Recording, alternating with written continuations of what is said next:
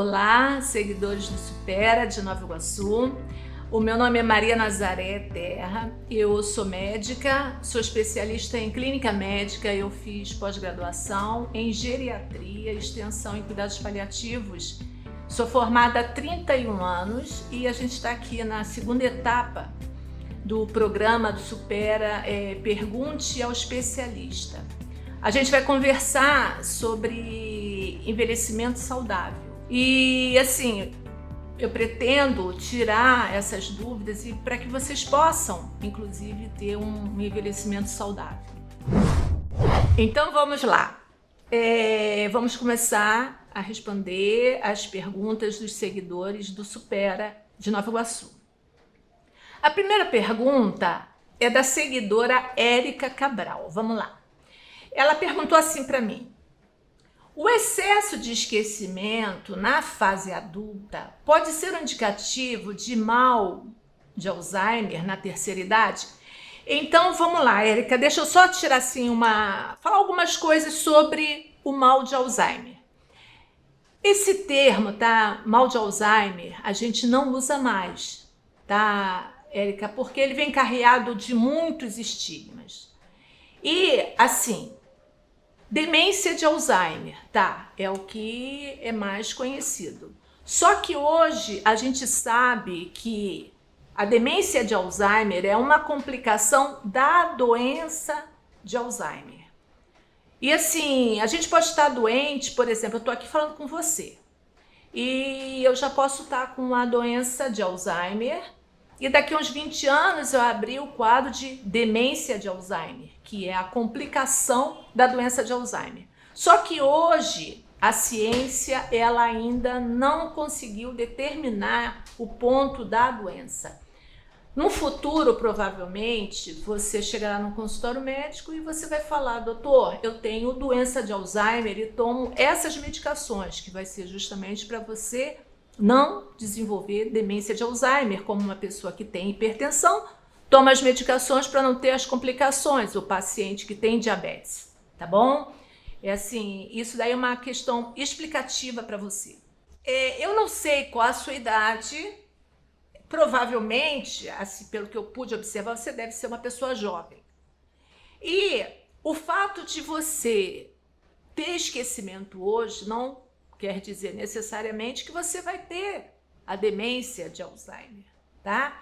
A demência de Alzheimer está relacionado diretamente, primeiro, ao envelhecimento populacional. Então, é o envelhecimento do cérebro. Então, normalmente, você começa a ter demência de Alzheimer mais frequentemente a partir dos 65 anos. Então, você ali começa a abrir o quadro da demência de Alzheimer. E o fato de você envelhecer não necessariamente dirá que você vai ter demência de Alzheimer. Você vai ter associado a ele outros fatores de risco, como hipertensão, diabetes, obesidade, dislipidemia, que é colesterol alto, triglicerídeo alto, insônia, tá? A insônia não é somente hoje um sintoma. A insônia hoje é uma doença também e que pode levar à demência de Alzheimer. Sedentarismo, maus hábitos de vida, como uso de tabaco, drogas ilícitas, bebidas alcoólicas de uma forma assim desregulada.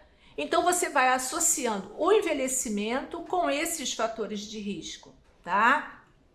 Só que normalmente quando a pessoa é jovem e relata um esquecimento, isso pode estar relacionado também à ansiedade. E levando em conta que a gente está vivendo um momento, né, de confinamento, a pandemia, o estresse, muitas pessoas estão reclamando que estão esquecendo. E isso é falta de concentração, isso é falta de foco. O nosso cérebro, ele precisa, tá, da vida social, ele precisa desse contato que foi nos tirado.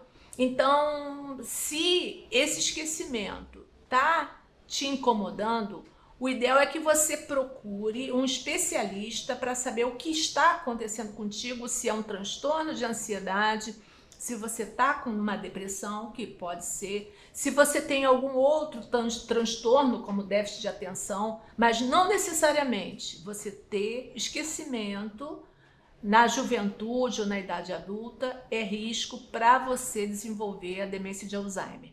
E uma coisa que eu não falei também sobre o fator de risco é a hereditariedade, que as pessoas, né, elas se preocupam muito, sim. Se você tem uma história na tua família de pessoas que têm demência de Alzheimer, você tem maior probabilidade de desenvolver. E existe também a demência de Alzheimer precoce, que acontece antes dos 60 anos, e essa é genética. Então você faz a leitura genética de uma família. Se ela tiver aquele gene, ela vai desenvolver a demência de Alzheimer, tá? Então eu espero que eu tenha te satisfeito nessa minha resposta. E aí a gente vai agora para a segunda pergunta, que é da seguidora Sandra Almeida. A Sandra, ela me pergunta o seguinte: quando devemos consultar um geriatra? Então vamos lá. A gente sabe que existe uma cultura muito grande hoje, anti-aging, né? Eu falei até em inglês, mas anti-envelhecimento, né? E assim, as pessoas estão querendo procurar o quanto antes o geriatra, pensando que vai existir uma fórmula contra o envelhecimento. Não existe. O Brasil é um país em desenvolvimento. Então aqui, as pessoas com 60 anos e mais, né, ou mais, elas entram nesse perfil da geriatria. Então você procura geriatra 60 anos para cima. Antes é o clínico. Tá bom? Então, esse lance assim, eu desde os 40 eu vou pro geriatra, desde os 50, não. Tá? Isso daí não vai mudar em nada, tá bom? Geriatra são para as pessoas de 60 anos ou mais, tá bom? E vamos lá para a terceira seguidora, que é a Sabrina Alvarenga. A Sabrina, ela me pergunta, né? Que hábitos não posso deixar de ter para manter articulações e ossos saudáveis? Bom, Sabrina, assim, a saúde dos ossos, das articulações, depende muito da atividade física, né? É claro que determinadas pessoas podem ter problemas ortopédicos que precisa ser acompanhado com um ortopedista. Mas o principal tratamento é a atividade física. Então, assim, você vê o que mais se adequa a você, porque às vezes a gente fala para o paciente, vai fazer natação, mas o paciente não gosta, né? Vai correr, ele não gosta. Então, assim, veja o que você gosta. Se você gosta de dançar, vai dançar. Se você gosta de yoga, vai fazer yoga. Porque você vai estar protegendo essas articulações e protegendo, né, os seus ossos. E uma coisa muito benéfica também, que a gente hoje tem dito muito, né, por conta até da vitamina D, é pegar sol. A gente agora não está nem mais com o horário de verão, mas assim, o sol até as 10 da manhã e a partir das 16 horas, né, mas não ficar exposta ao sol. Lembrando que você deve usar um fator de proteção, porque os ossos, no caso, o sol é muito bom também para essa saúde óssea, tá? E agora a seguidora Yolanda Tomás, ela me pergunta sobre a questão do vinho, né? É verdade que o vinho é um aliado do envelhecimento saudável? Então vamos lá, Yolanda. A gente é médico e a gente não vai indicar se o paciente pode beber ou não. Não cabe a gente. Mas a gente também tem pacientes que gostam de tomar vinho. Então eu falo assim, você consegue tomar, por exemplo, para a mulher são 20 gramas dia e o homem 30. Então assim, mulher 200 ml e homem 300. Você consegue ficar só com essa quantidade? Consigo. Então tudo bem. Se não, não faça. E existem estudos, sim, que o vinho ele tem os polifenóis, são antioxidantes que combatem os radicais livres, que é o resveratrol e os flavonoides. Eles agem como antioxidantes combatendo esses radicais livres. Ou seja, o resveratrol ele age na ação do anti-envelhecimento vascular. E, no caso, os flavonoides, ele age no controle de peso. Mas, assim, isso são estudos, já foi acompanhado, existem resultados sim. Então, levando em conta que o envelhecimento está relacionado à parte inflamatória do organismo e sabendo que o vinho tem uma ação anti-envelhecimento, anti-inflamatória dos vasos, a gente pode pensar que sim. Mas também não adianta você tomar somente vinho e não ter hábitos de vida saudável. Sim, existe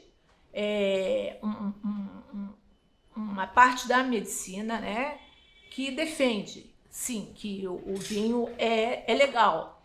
Mas assim, não chega a ser uma prescrição, tá? Ele tem uma ação anti-inflamatória, né, antioxidante, que combate aos radicais livres e que ajuda sim, né, nessa parte inflamatória dos vasos e que vai levar também ao não envelhecimento do organismo, mas isso também a gente não pode dizer que vai fazer com que você não envelheça, porque é um processo do organismo, né? Você tem todo um processo, inclusive hormonal, no teu organismo, tá? E a gente vai para a última pergunta, que é a quinta, que é a da Valéria Rezende.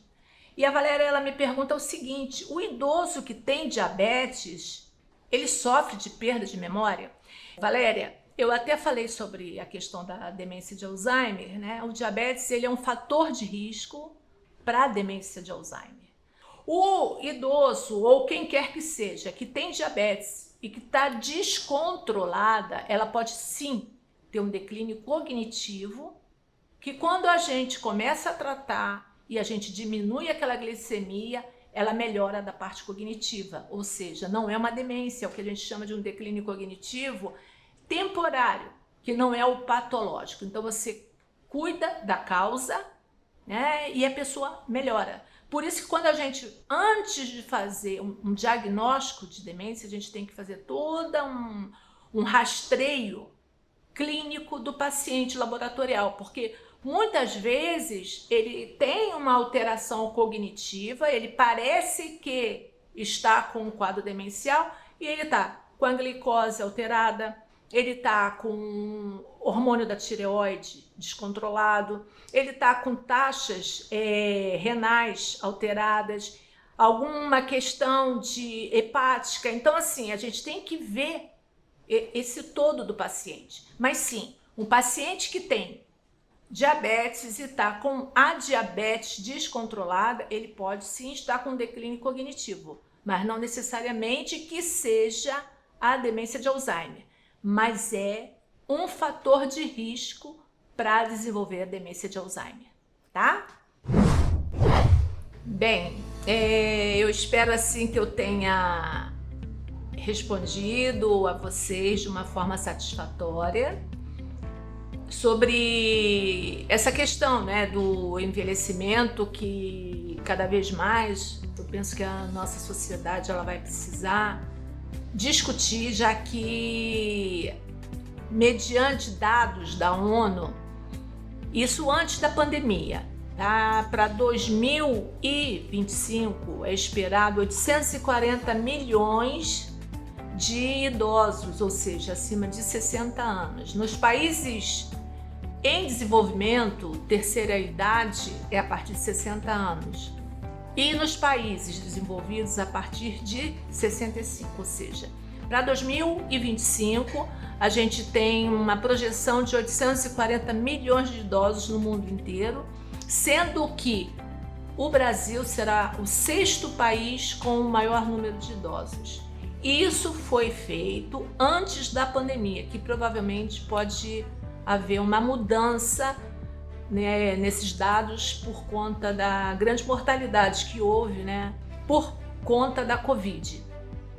Então, provavelmente virá outros estudos, mas é certo que a gente está vivendo no meio de uma sociedade que a população está envelhecendo. E a nossa finalidade é passar essa informação para que vocês tenham também um envelhecimento saudável. Tchau, tchau. Até a próxima.